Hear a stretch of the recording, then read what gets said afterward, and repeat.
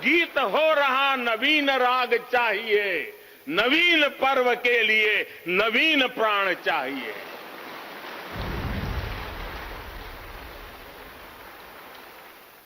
नमस्कार, news India देख रहे हैं आप। मैं हूं आपके साथ नीतू गुप्ता। नए भारत को सेंगोल वाली नई संसद मिल गई। इस दौरान पीएम नरेंद्र मोदी ने इसे 140 करोड़ भारतीय नागरिकों की आकांक्षाओं और सपनों का प्रतिबिंब करार दिया। इसके साथ ही उन्होंने कहा कि ये इमारत समय की मांग थी और इसके कण कण से एक भारत श्रेष्ठ भारत के दर्शन होते हैं। ये विश्व को भारत के दृढ़ संकल्प का संदेश देता है। ये हमारे लोकतंत्र का मंदिर है। सेंगोल वाली नई संसद पर देखिए हमारा ये खास प्रोग्राम।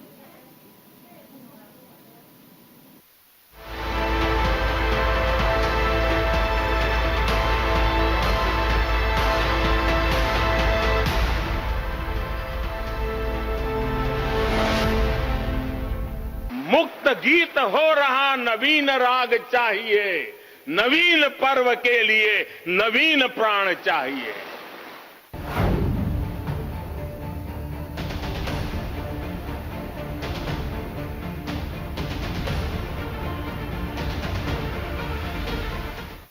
हर देश की विकास यात्रा में कुछ पल ऐसे आते हैं जो हमेशा के लिए अमर हो जाते हैं।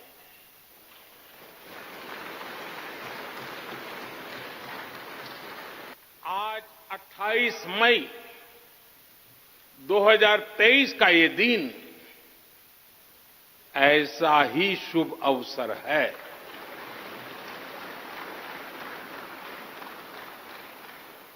देश आजादी के 75 वर्ष होने पर अमृत महोत्सव मना रहा है। इस अमृत महोत्सव में भारत के लोगों ने अपने लोकतंत्र को संसद के इस नए भवन का उपहार दिया है।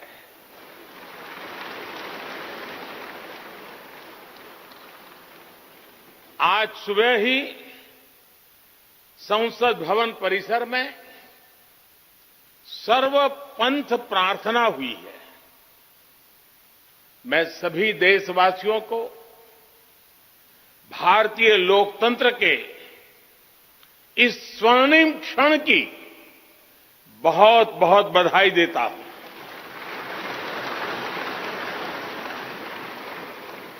साथियों, ये सिर्फ एक भवन नहीं है, ये 140 करोड़ भारतवासियों की आकांक्षाओं और सपनों का प्रतिबिंब है।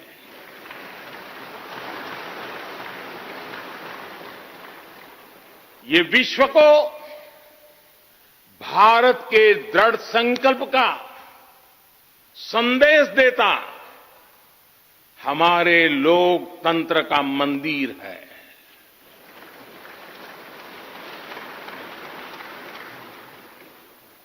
ये नया संसद भवन योजना को यथार्थ से,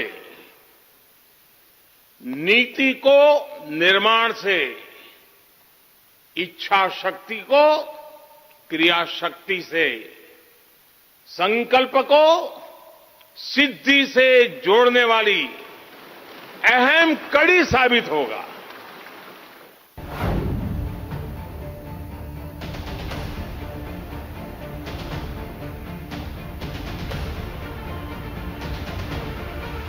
ये नया भवन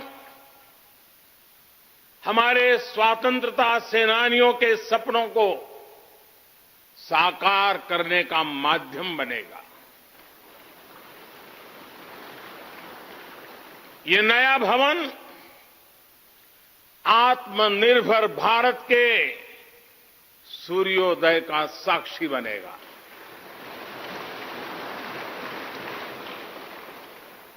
ये नया भवन विकसित भारत के संकल्पों की सिद्धि होते हुए देखेगा।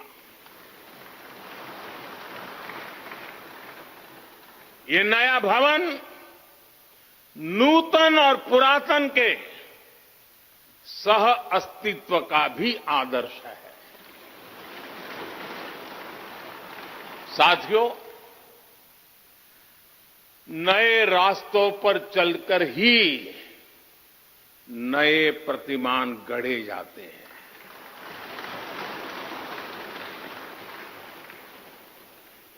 आज नया भारत नए लक्ष्य तय कर रहा है, नए रास्ते गढ़ रहा है, नया जोश है, नया उमंग है, नया सफर है, नई सोच है, दिशा नई है, दृष्टि नई है, संकल्प नया है, विश्वास नया है।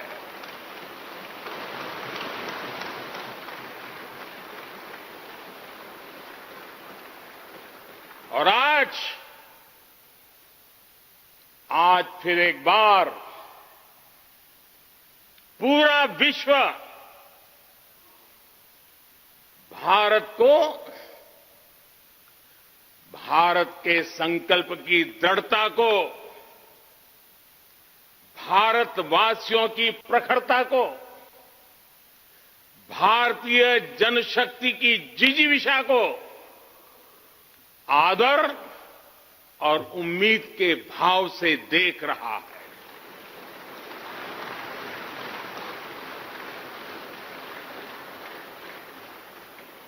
जब भारत आगे बढ़ता है तो विश्व आगे बढ़ता है।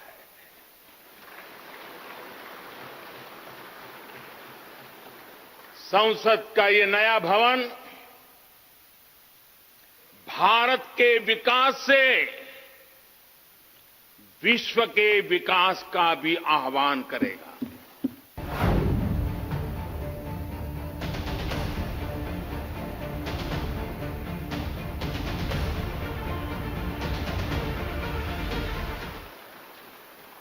राजा जी और आदीनम के संतों के मार्गदर्शन में यही सेंगोल सत्ता के हस्तांतरण का प्रतीक बना था। तमिलनाडु से विशेष तौर पर आए हुए आदीनम के संत आज सुबह संसद भवन में हमें आशीर्वाद देने उपस्थित हुए थे। मैं उन्हें पुनः श्रद्धापूर्वक नमन करता हूं। उनके ही मार्गदर्शन में लोकसभा में ये पवित्र सेंगोल स्थापित हुआ है। पिछले दिनों मीडिया में इसके इतिहास से जुड़ी बहुत सारी जानकारी उजागर हुई है। मैं इसके विस्तार में नहीं जाना चाहता हूं, लेकिन मैं मानता हूं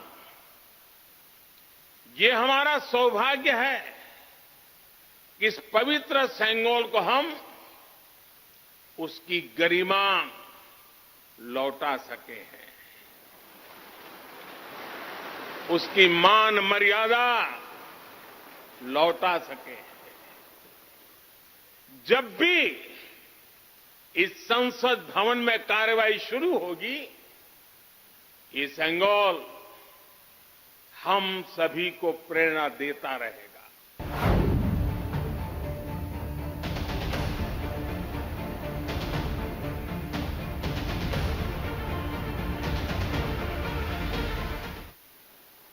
आजादी का ये अमृतकाल देश को नई दिशा देने का अमृतकाल है। आजादी का ये अमृतकाल अनंत सपनों को, असंख्य आकांक्षाओं को पूरा करने का अमृतकाल है। इस अमृतकाल का आह्वान है, इस अमृतकाल का आह्वान है मुक्त मातृभूमि को नवीन प्राण चाहिए, नवीन पर्व के लिए नवीन प्राण चाहिए। मुक्त गीत हो रहा, मुक्त गीत हो रहा नवीन राग चाहिए, नवीन पर्व के लिए नवीन प्राण चाहिए।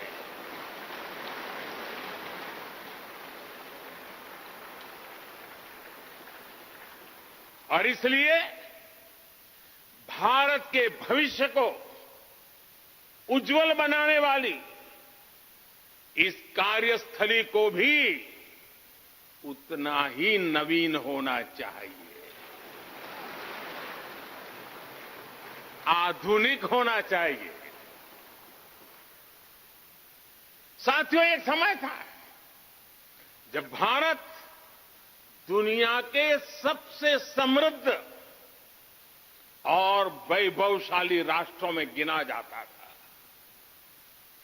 भारत के नगरों से लेकर महलों तक, भारत के मंदिरों से लेकर मूर्तियों तक, भारत का वास्तु भारत की विशेषज्ञता का उद्घोष करता था। सिंधु सभ्यता के नगर नियोजन से लेकर मौर्यकालीन स्तंभों और स्तूपों तक, चोल शासकों के बनाए भव्य मंदिरों से लेकर जलाशयों और बड़े बांधों तक, भारत का कौशल विश्व भर से आने वाले यात्रियों को हैरान कर देता था। लेकिन सैकड़ों साल की गुलामी ने हमसे हमारा ये गौरव छीन लिया। एक ऐसा भी समय आ गया जब हम दूसरे देशों में हुए निर्माण को देखकर मुग्ध होने लग गए। 21वीं सदी का नया भारत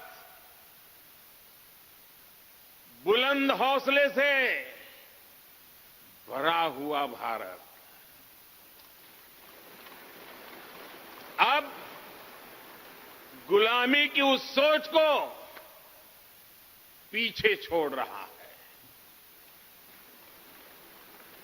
आज भारत प्राचीन कला की उस गौरवशाली धारा को एक बार फिर अपनी तरफ मोड़ रहा है और संसद की ये नई इमारत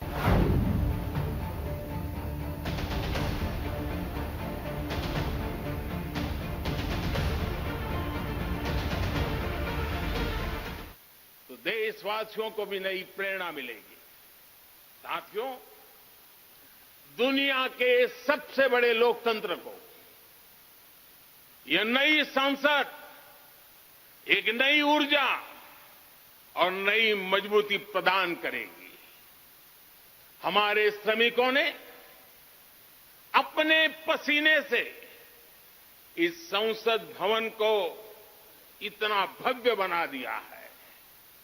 अब हम सभी सांसदों का दायित्व है कि इसे अपने समर्पण से और ज्यादा दिव्य बनाएंगे।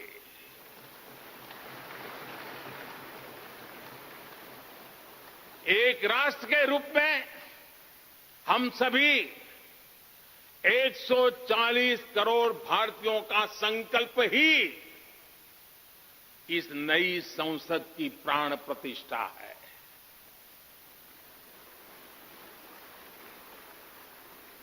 यहां होने वाला हर निर्णय आने वाली सदियों को सजाने संवारने वाला है। यहां होने वाला हर निर्णय आने वाली पीढ़ियों को सशक्त करने वाला होगा। यहां होने वाला हर निर्णय भारत के उज्ज्वल भविष्य का आधार बनेगा। गरीब, दलित, पिछड़ा, आदिवासी, दिव्यांग समाज के हर वंचित परिवार के सशक्तिकरण का, वंचितों को वरीयता का रास्ता यहीं से गुजरता है। इस नए संसद भवन की हर ईंट, हर दीवार, इसका कण कण गरीब के कल्याण के लिए समर्पित है।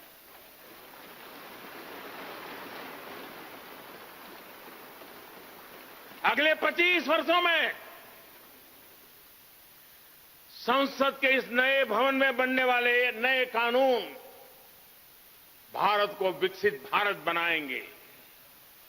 इस संसद में बनने वाले कानून भारत को गरीबी से बाहर निकालने में मदद करेंगे। इस संसद में बनने वाले कानून देश के युवाओं के लिए, महिलाओं के लिए नए अवसरों का निर्माण करेंगे। मुझे विश्वास है संसद का यह नया भवन नए भारत के सृजन का आधार बनेगा। एक समृद्ध, सशक्त और विकसित भारत नीति, न्याय, सत्य, मर्यादा और कर्तव्य पथ पर और सशक्त होकर चलने वाला भारत। मैं समस्त भारतवासियों को नए संसद भवन की फिर से बहुत बहुत बधाई देता हूं।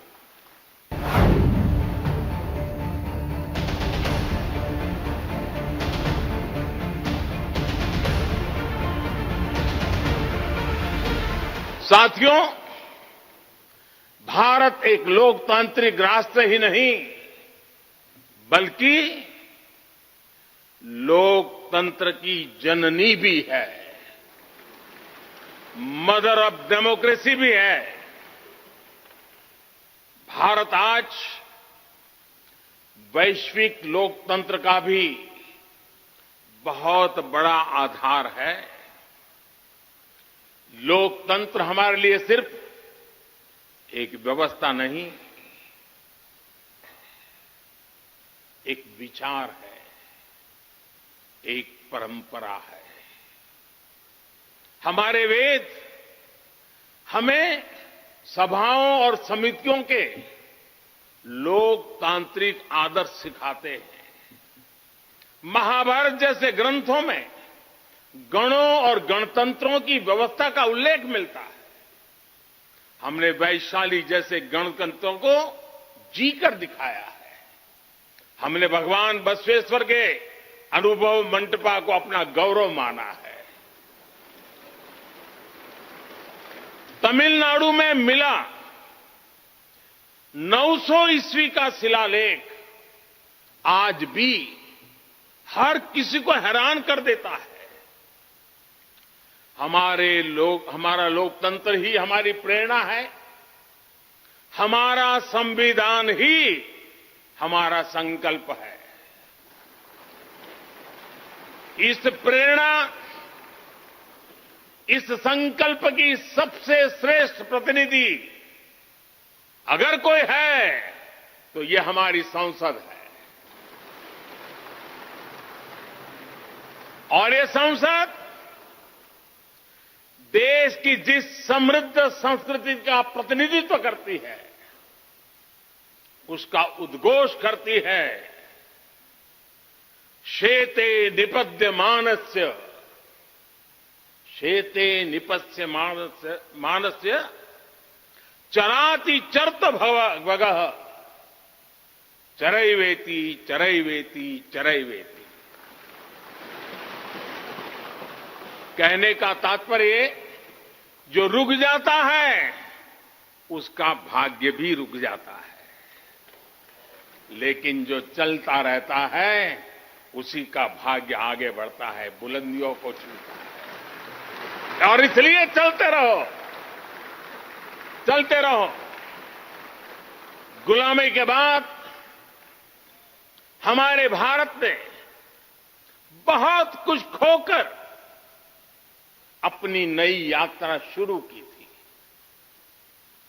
वो यात्रा कितने ही उतार चढ़ावों से होते हुए, कितनी ही चुनौतियों को पार करते हुए आजादी के अमृत काल में प्रवेश कर चुकी है।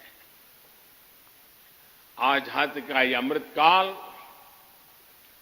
विरासत को सहेजते हुए विकास के नए आयाम गढ़ने का अमृत काल है।